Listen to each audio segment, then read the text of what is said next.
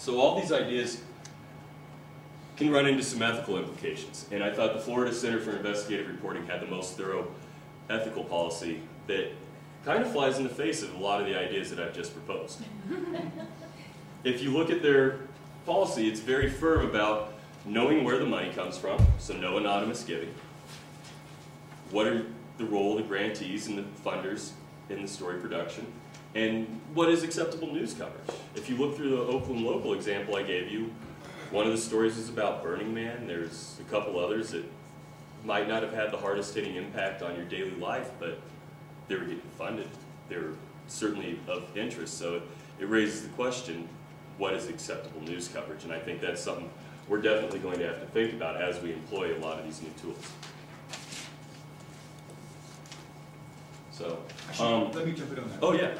And Laura could also jump in on this too. So at INN, we have membership standards.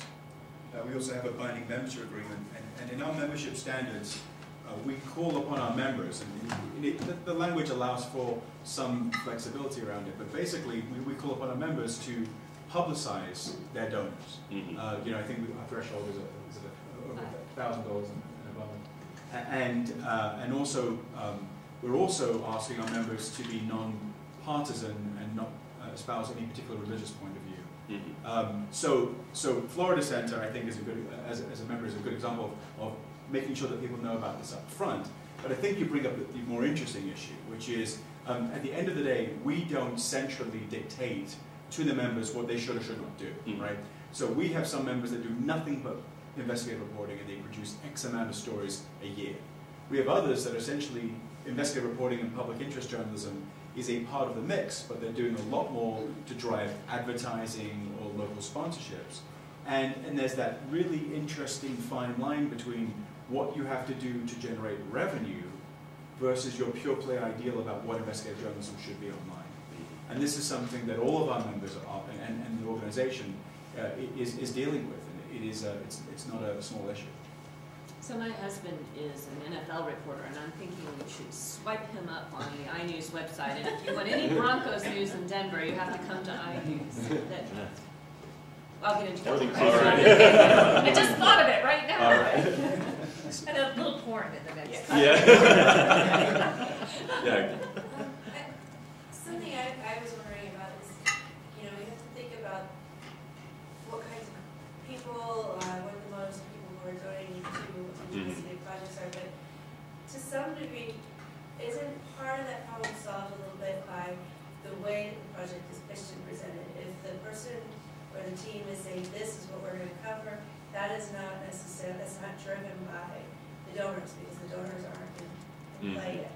So we still put our responsibility out there first, and then people come and decide if they want to support that. Yeah, and I think with a well-developed presentation and pitch on Kickstarter or Spot.us, they're very thorough. I know Kickstarter is big on revisions and saying, no, you need to have video, you need to have incentives, you need to have this properly thought out. And as you go through that process, you form the foundation that keeps you from being swayed by the wrong donor, by the wrong influence. And yeah, I think that's certainly the pre-planning before you go solicit funding for an individual story can certainly help avoid that. It's like a micro version of what newspapers have always put up with, which is, you know, they can pretty much write what they want because they have a broad enough advertising base, so that if a big real estate developer who runs a whole special section every Sunday doesn't like a story about one of their developments and threatens to pull their ad, it's maybe going to hurt, but the paper's still going to survive because they've got enough other sources. But it's one of the reasons why you do have to distribute your sources and try not to rely, in general, on one source of funding too much, or you can get yourself in that kind of jam where you get told you can't write stuff. So, did you look at American Independent Media at all? I did not. I mean, that's an interesting nonprofit that started, what, in 1996 or 2006, because I worked for them a little bit. And they totally go to philanthropists. They don't always say where their money's coming from. And they're coming at things from a real political perspective. They have an ethics policy. Well, I think it's interesting because, you know, people ask me, well, INN, what does it stand for and who do you represent? And we don't have the corner on this non-profit model, right? We just happen to represent a percentage of non-profit, non-partisan folks. And I think if you look at Mother Jones, is a great example of having a stated partisan interest. They are a non-profit doing great journalism. You know, they may or may not end up being an INM member, or I'm not going to sort of characterize them individually, but the fact is that there are more than one ways to skin this animal, upon expression. And I think that we have to, and what I think is interesting about your report, which included non-INM members as well, is that we tend to get insular, yeah? And I think that there's not enough conversation going between different flavors, and also looking at for-profit and non-profit models and partnerships, which is something I think we're going to get into a little bit later today too. Yeah, I think Steve's going to talk a lot about that. Steve working with Danny and myself. Danny's another master's student in the journalism school and Leeds School of Business. We were looking at that, and we took this same approach of, I'll take actual news sites and look at what they're doing to build membership models. Danny looked exclusively at non-news sites, looking at what's AARP doing, what's MLB doing, how are other non-news sites offering incentives for people to become members when, well, you can get the content, you can have the fun, you can experience baseball without being a member of MLB, but why would you? And so I think Steve's going to highlight some of the findings of that here shortly. So my final thing I'd like to leave with a couple ideas that I came out of after surveying all INN members and some of the non-INN members. First of all, would it be possible to figure out some standardized system of an INN-wide donation process? Is there any way that we might be able to avoid PayPal, and even if it's only 3% that you're saving, be able to save that 3%? I think that might be something that could help out and provide a service, especially to upstart INN members that are struggling to fill out all their grant applications, file their stories, recruit support from their community, keep their reporters fired up. Maybe that's one more thing we could save them from having to hassle with.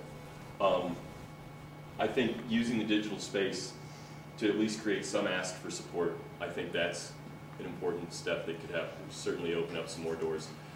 As I said, I'm not saying we all have to go into pledge drive mode, but certainly at least have some link, even if it's in the far corner, that if somebody's that fired up and loving your product, let them shower you with monetary love.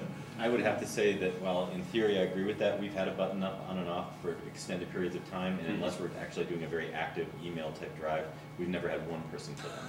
All right. Fair enough. Which may go towards more the fatigue on buttons and ads than anything. Right.